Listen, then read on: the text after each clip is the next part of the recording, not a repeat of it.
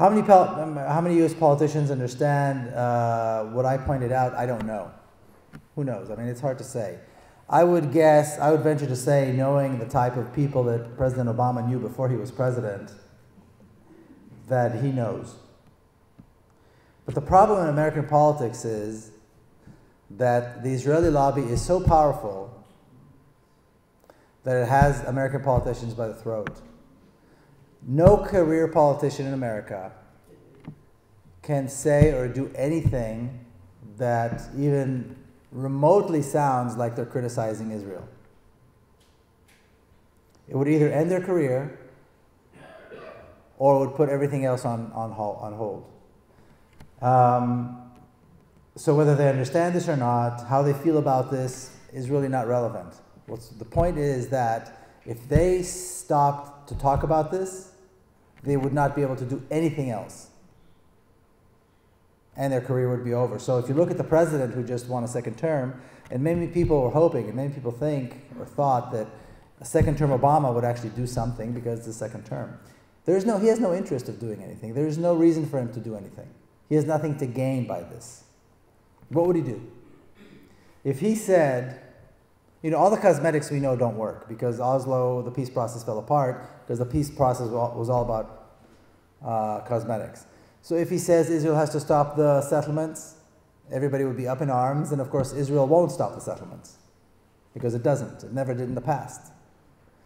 If he says that Israel has to, if he says something a little stronger, that perhaps having political prisoners is wrong, or that Israel has to abide by international law and respect people's civil rights and human rights, that would put everything on hold. He would not be able to pass any other item on his agenda.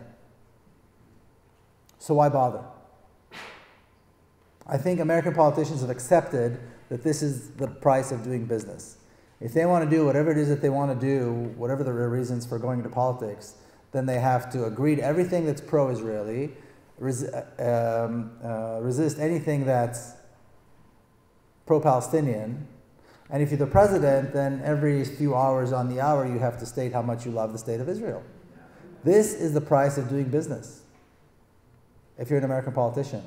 So no, I don't know, like I said, it doesn't matter what American politicians think or know about this issue because their hands are tied, and quite frankly, they're too weak to do anything about it, or perhaps they don't care. And the president himself is not going to do anything because I think he has other priorities. He may care about this, but it's probably priority number 52. He has healthcare, he has education, he has an economy that he wants to fix. Those are his things. And so I don't have any hope from that. I think any change the change that will come will be from the ground up. It's not going to be led by anybody at the top. Certainly not by an American administration.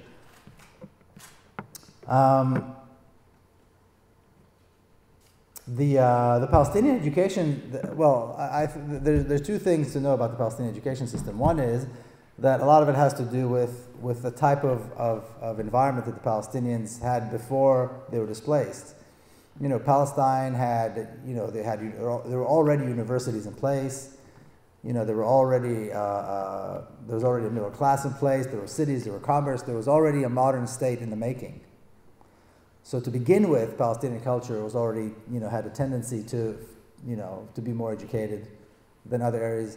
And then in the refugee camps, the United Nations provided very good education as well.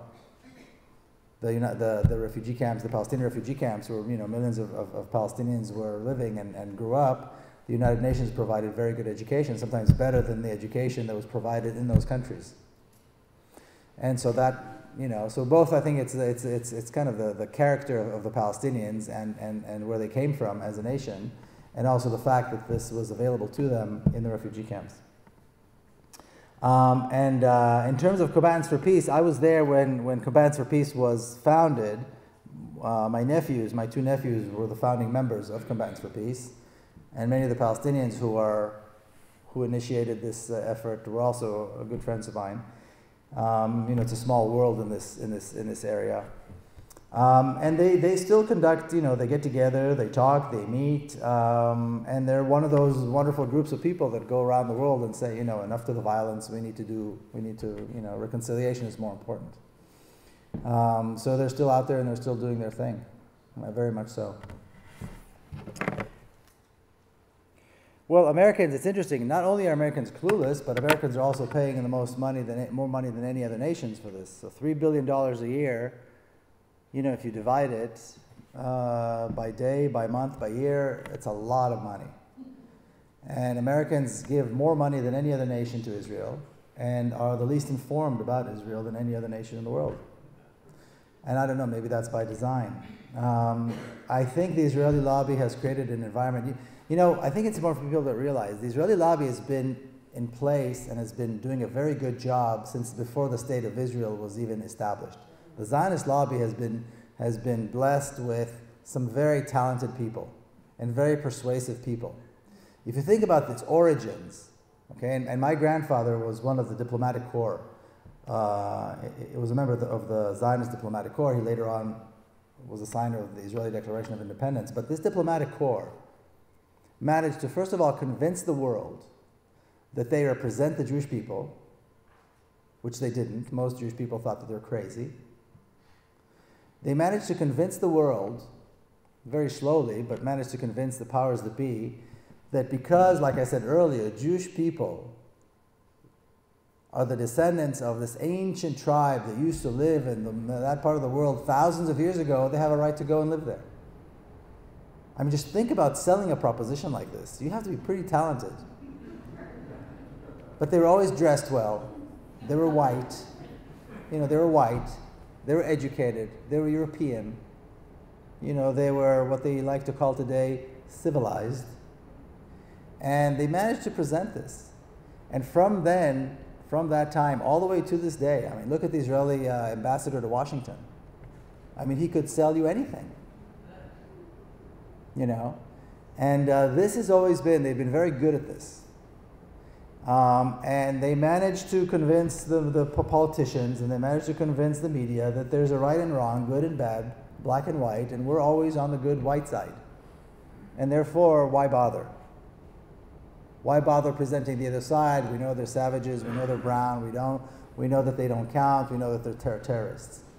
And over the years, in America, and the other problem is in America, the mainstream media is entertainment, it's not news. I mean, the mainstream news are entertainment. They're not trying to educate, they're not trying to present news. They're trying to make sure people don't turn the channel. So why present them with something that's unpleasant? If you're going to say that the Jews are not good, that Israel is wrong, somebody's going to turn the channel, and you're going to lose a lot of money. And so that's why it's like that. That's not to say that there isn't good media, but it's not that. It's of course rare. And that is the reality, and it is the Israeli lobby. It is the Zionist lobby. It's been very strong in politics. It's been very strong in the media as well, and it's very strong. I mean, look at who are the bad guys in movies?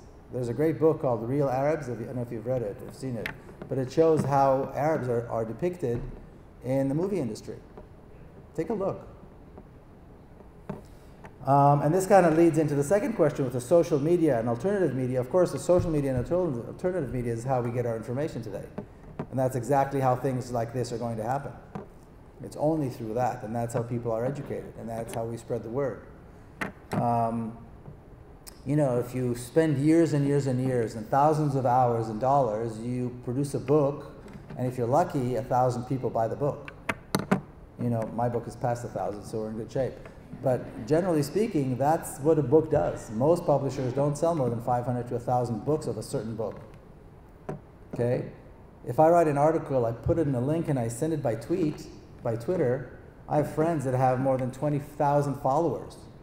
They send that link twice, 40,000 people have access to my article. And this is from somebody that they chose to follow.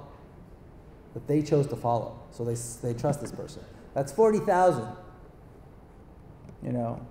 So obviously, social media and alternative media sources are the way these things are done. And I think, sadly, the mainstream media is making itself irrelevant on this particular issue, without any doubt. The bid of the Palestinians and the PA to get some kind of recognition from the United Nations, is pathetic. And the whole existence of the Palestinian Authority is pathetic. And Palestinians know this, and Palestinians talk about the need to get rid of the PA. It's called an authority. The Palestinian Authority has less authority than any small city council. The Palestinian president needs a permit from the Israeli army to move around in Palestine. And they just changed it. I think he had to renew it once a year. Now he has to renew it. They changed it back to he has to renew it every 6 months or every 4 months. So there is no Palestinian authority. There's a make-believe kind of a president and so on. And there are many good people there, I have to say, that try to make life livable for the Palestinians. But Palestinians have, by and large, have had enough of that. So the bid is a bid, and they hope to gain. There are a few perks that come with being recognized as a state, like they can actually take Israel to the International Criminal Court, and charge it with war crimes and things like that. But even if the United Nations, by some miracle, did recognize that, and there was no American veto, which of course is not likely, then what? So what? Israel doesn't recognize it. Israel is the power of the beast. Is somebody going to come and tell Israel to stop doing whatever it's doing? Who? Who is the powerful politician that's going to come up and face down Israel? Nobody. So the United Nations can decide whatever they decide. And of course, Israel fights it tooth and nail. But they're not gonna succeed, even if they do succeed.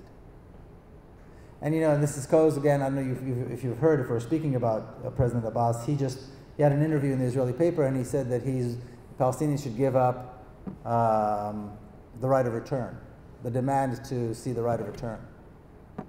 And we talked about how the right of return of the Jewish people, because they were, their ancestors lived there thousands of years ago, the world accepts that they have a right to so-called return.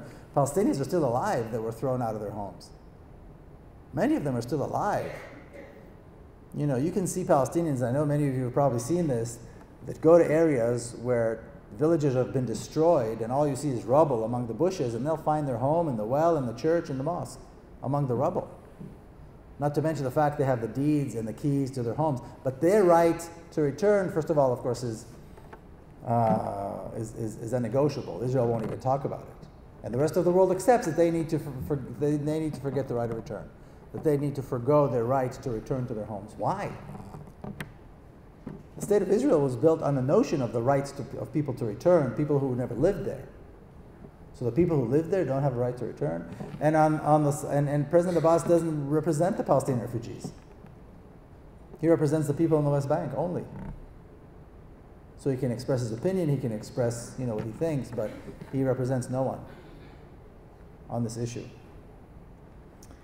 And the way Americans can help is by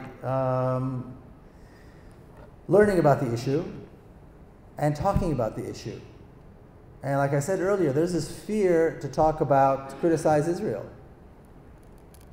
much less to talk about the fact that the notion of a Jewish state is a crazy racist notion that has to be, an end. There has to be an end put to this, and there has to be a certain level of willingness to take some pushback when we say this. But this has to be said. It has to be said. Criticizing Israel is not enough. Pointing out all the wrong things at Israel is not enough, because there's always a counter. Yes, but look at the rockets coming out of Hamas, and look at this, and they don't recognize, and they do recognize. There's always a conversation, there's always an argument. It has to be clearly. Can you imagine, and I know many of you surely remember, the struggle against apartheid in South Africa? There was no talk about some kind of mediation between the whites and the blacks, maybe they can get along and keep a little bit of apartheid, keep a little bit of racism, whether or not Nelson Mandela will come out of jail, won't. It was all about free Nelson Mandela and apartheid. It was absolutely clear. Here in this country, it was all about ending Jim Crow completely and thoroughly. And the same thing has to be said over there. It's all about ending the Jewish state, because a Jewish state is a racist notion, and it cannot exist without all this other baggage. That has to be said. And I think that's how people can help. That's how people in this country can help, become educated and then talk about it. And there's going to be serious pushback. It's going to be something, can you imagine the serious pushback? Many of you, I'm sure, have Jewish friends that are pro-Zionist. And of course, there are many Jewish people who have never been Zionist. Most Jewish people have never been to Israel. And even after the Holocaust, the worst catastrophe that ever befell the Jewish people, most Jewish people chose not to go to Israel. Most Jewish people chose not to go to Israel even after the Holocaust, and even though the state of Israel was already there 2 years later. So this notion that there has to be a Jewish state is a myth that is time to move beyond. And Hamas, the destruction of Israel, and so on and so forth. Hamas accepted the two-state solution as a platform. Now, when we talk about the destruction of the Jewish state, you can say that I talk about the destruction of the Jewish state. What is the Jewish state? What are the boundaries of the Jewish state? Israel never defined its boundaries. I mean, practically it did. These are the boundaries. So if you look at school books, if you look at geography books, if you look at maps, weather maps, nature maps when you go hiking and all that, this is the map. There is no other map. It's all Israel. And more often than not, you're not even going to see any Palestinian cities mentioned on these maps. Only Israeli cities, including the settlements in the West Bank. So that's the reality. So which Israel, and Ahmadinejad said this in an interview, I think he was on CNN a few days ago, I heard him. Which exactly map does Israel want people to recognize? And why should anybody recognize this? Why should anybody recognize a state that was built on the destruction of another people who are still alive, who are still there? You can say Native Americans, this is hundreds of years ago. This is now. They're still there. And it's still going on today. So I'm not, this is a claim that comes up, and I don't think it carries any weight one way or the other. The Israel is definitely dedicated to the destruction of Palestinians. Why shouldn't Palestinians be dedicated to the destruction of Israel? I can't fault them at that. One of the biggest fallacies is, and I'm not suggesting you meant this, but that if there was only a Palestinian Gandhi, if there was only a Palestinian leader that we could talk to, wouldn't that be nice? There's a reason why Israel keeps thousands and thousands of political prisoners in jail. It's to keep them away from becoming Martin Luther King. That doesn't stop other Palestinians from doing that. I can count all night and give you names of Palestinians who are, who they say the name Martin Luther King and Mahatma Gandhi with such fervor, with such belief, because they have espoused the notion of liberty, but also of nonviolent resistance, and they're everywhere, and that's why there's such, I think, an excellent and principled Palestinian resistance going on today. And I can touch on that if you like. On the Israeli side, it's very different. I mean, you have some excellent people on the Israeli side that are supporting the Palestinian resistance. But rightfully so, they allow the Palestinians to take a lead. Because as the conqueror, as the privileged people, it would be wrong for us to say, move out of the way. We're going to tell you what you need to do to find freedom.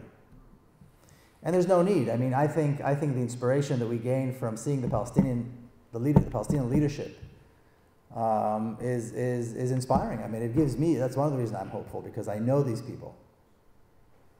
And I've mentioned this over and over again. You've got Palestinian or pro-Palestinian groups on campuses here all over the country. Many of them are led by Palestinians in cooperation with many Jewish students who, operate Students for Justice in Palestine and other groups. And they grew over the last 6-7 years from just a few campuses, holding a few events, to last year they had over 120 campuses had pro-Palestinian events. That's a lot of students learning about this issue, and they bring speakers, and they have exhibits, and they have the wall, they build a wall in the middle of campus, and all kinds of incredible things. And I met some of them here at University of North Carolina the other day, here at Chapel Hill. And so they do remarkable work. And then you've got the BDS movement, the movement for boycott, divestment, and sanctions. This is an excellent form of nonviolent resistance, led by Palestinians, principled people, men and women. Principled men and women who are dedicated to nonviolence, dedicated to justice, and will never, ever give up. And then on the inside, there are the Palestinians who lead the nonviolent resistance, the marches. There are probably, this too, it started in 2005. There were a couple of villages that, made a name for themselves for these marches, nonviolent marches that are met by massive amounts of violence on the Israeli side, from the Israeli army. I go and march every time I'm there, which is it's been quite often lately. And today there are over a dozen places where either Saturday or Friday after prayers, they go out, and you'll have anywhere between 30 to 200 people marching. And you can guarantee that you will have 5 to 10 times that number of Israeli soldiers, fully armed, meeting them with violence, with tear gas, with bullets, with live ammunition, and beatings and all that. But these people, whether they get arrested, whether they get beaten, whether they have house raids and their kids get kidnapped and thrown in jail for indefinite amounts of time, they show up the following Friday and lead the march. And this has been going on for a very long time, and they will never give up. They are principled. And everywhere you go, you see Martin Luther King and Gandhi posters and pictures and quotes. And they don't need that because this comes from them. It's organic. It naturally comes from their leadership, and it's always been like that. So there are many leaders on the Palestinian side, and there are many excellent people that I know on the Israeli side as well, that given the opportunity could take this, and they do take this. I mean, these are 3 examples of probably the main things that are taking place, that are going on. But that's one of the reasons I have hope, because they are there. And even within the prison, I won't go in length and talk about this now, but the prisoner movement, the political prisoner movement, is one of the most important aspects of Palestinian society. And you should see, you should learn, there are excellent books that have come out and so on and so forth about the Palestinian movement and how they conducted themselves in prison over the years, and the leadership that emerged, and the education system that they developed by themselves for the prisoners. Education in leadership, education in politics, education in world affairs. Kids that came in from all kinds of villages throwing stones suddenly come out and they're versed in 3 languages and so on. So there's something very, very impressive and very hopeful about these people and their leadership skills.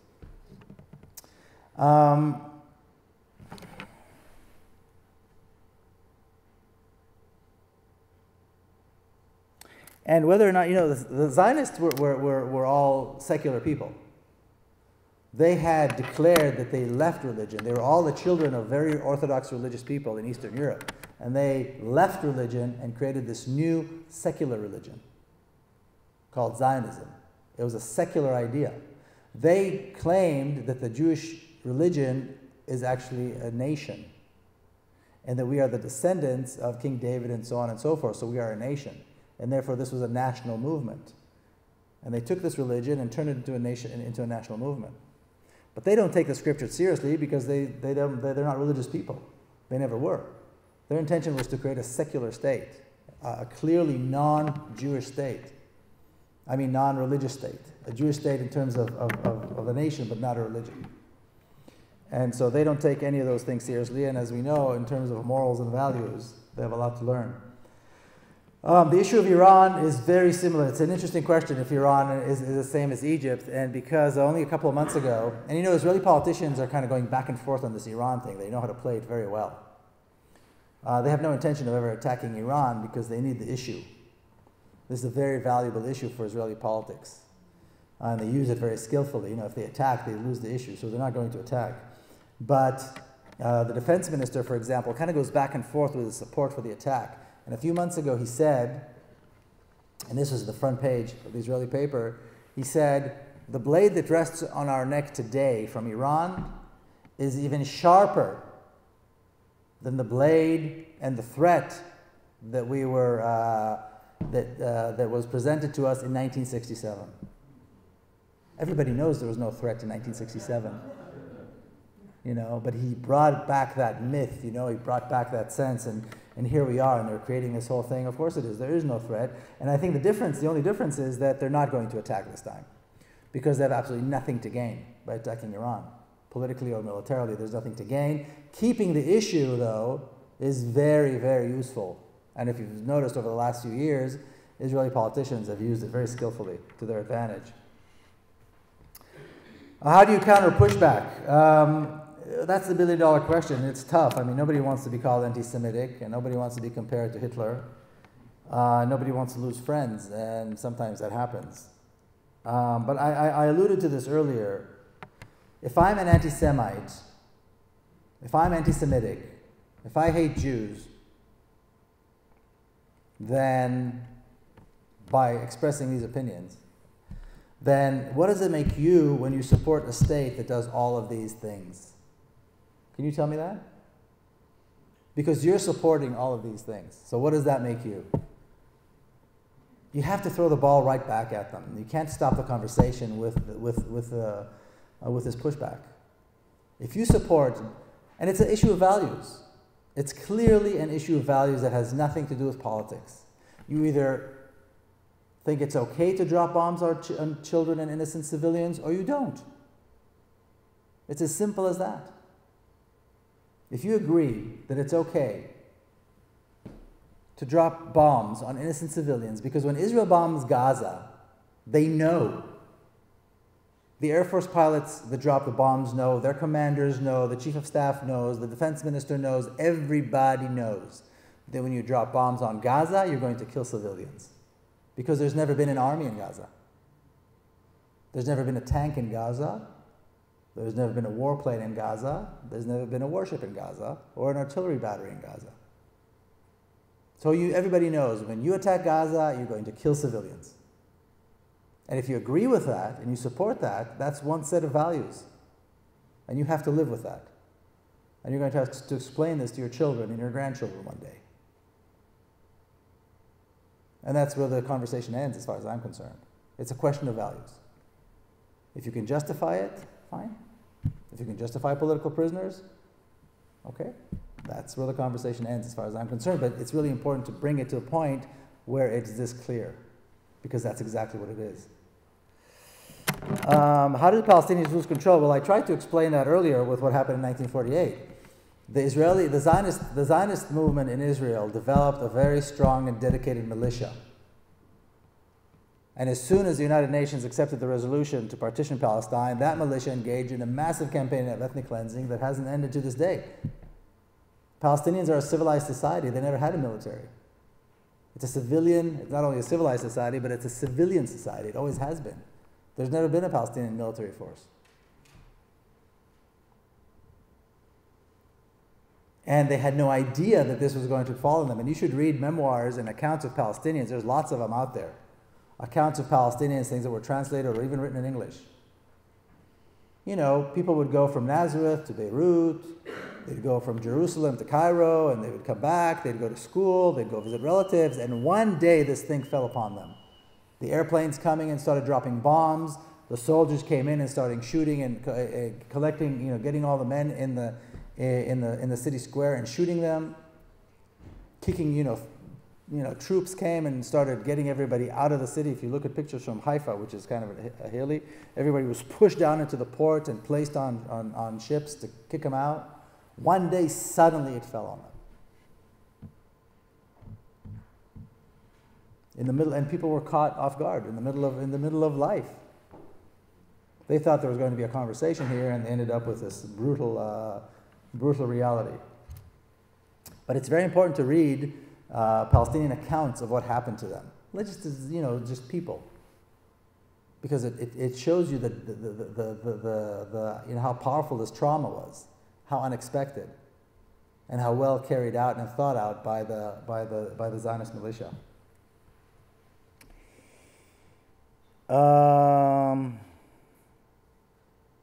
Should Obama go to Israel? I'll tell you what Obama should do. I think Obama should come out tomorrow morning, hold a press conference, and say that he's going to immediately end all funds and all weapon sales to Israel. Immediately, and by executive order.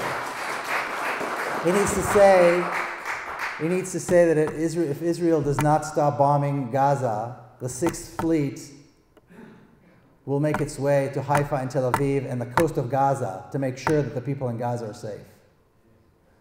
He needs to make sure that American F-16s are flying over Gaza and flying over all of Palestine, securing a no-fly zone. That's what Obama needs to do tomorrow morning. He certainly doesn't need to visit Israel. This is what he needs to do. And if he does that, he will go down in history as a very brave president. Probably the first one of his kind.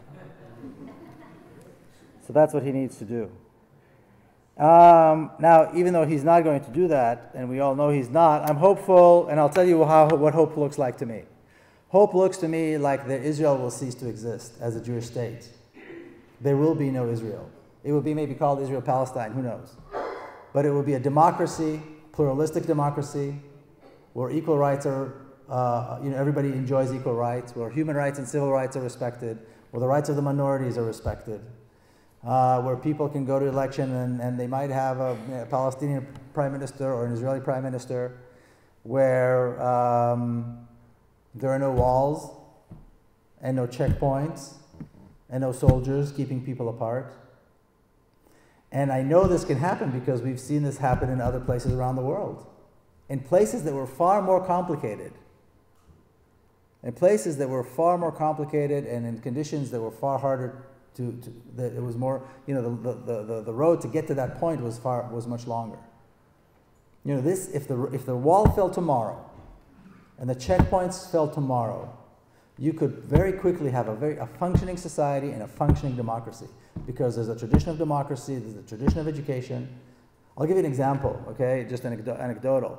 I have a cousin who is the head of surgery at Hadassah Hospital in Jerusalem. And he said to me, when I was there last, we were talking, he said the best surgeons at Hadassah are Palestinians who are trained in Amman, Jordan. He said these are the most skillful surgeons that we have. Okay, and they're treating Israelis and Palestinians and everybody. The transformation from this very racist regime to a democracy where everybody functions and lives together would be very quick. Would be very, very quick. And I'm hopeful because, like I said, we've seen it happen. I see how the resistance movement to this reality is growing. I see how positive it is. I see how principled the people who lead it are. I go there as much as I can. I participate in as much of it as I can. I support it as much as I can. I know the two societies can do this. I know how close they are. And I also know that this is unsustainable. So besides the moral issue and the issue of justice, and this is the right thing to do, it's also not sustainable. You cannot continue like this. There are going to be 2.3 million people in Gaza by 2020. Are they still going to continue living off tunnels and being bombed every 6 months? People are waking up. I mean, look at everybody here. I've been speaking to audiences like this, every single day since the end of August. Some audiences are bigger, and some are Jewish and some are not Jewish. Some are Presbyterian, some are Methodist, some are others. Some are secular regardless. Some have more gray hair, some have more, are younger. But there's a sense that things are changing. There's a sense here in this country that people are waking up. And that's why I'm hopeful.